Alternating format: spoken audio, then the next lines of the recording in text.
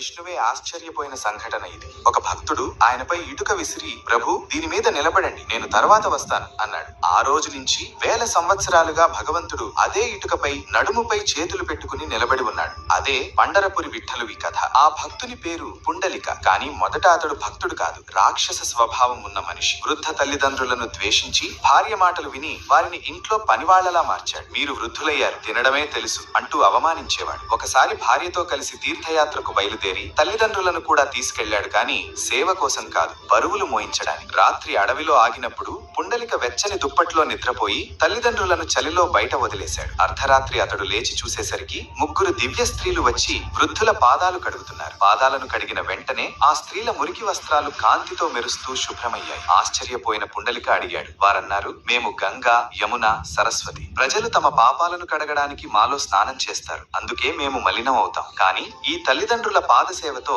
మళ్లీ పవిత్రులమయ్యాం అన్నారు. ఆ క్షణమే పుండలిక మనసు మారిపోయింది. తీర్థయాత్రను వదిలి జీవితాంతం తల్లిదండ్రుల సేవే తన ధర్మంగా చేసుకున్నాడు. అతని భక్తి మహిమ స్వర్గం వరకు వ్యాపించింది. విష్ణువు స్వయంగా వచ్చాడు. కానీ పుండలిక సేవలో ఉండడంతో వెనక్కి తిరగకుండానే ఇటుక విసిరి, ప్రభు దీని మీద నిలబడండి అన్నాడు. భగవంతుడు చిరునవ్వుతో ఇటుకపై నిలబడి, తల్లిదండ్రుల సేవే నాకు అత్యున్నత పూజ అని ప్రకటించాడు. అందుకే ఈ రోజు కూడా పండరపురిలో విఠలుడు అదే భంగిమలో నిలబడి ఉన్నాడు.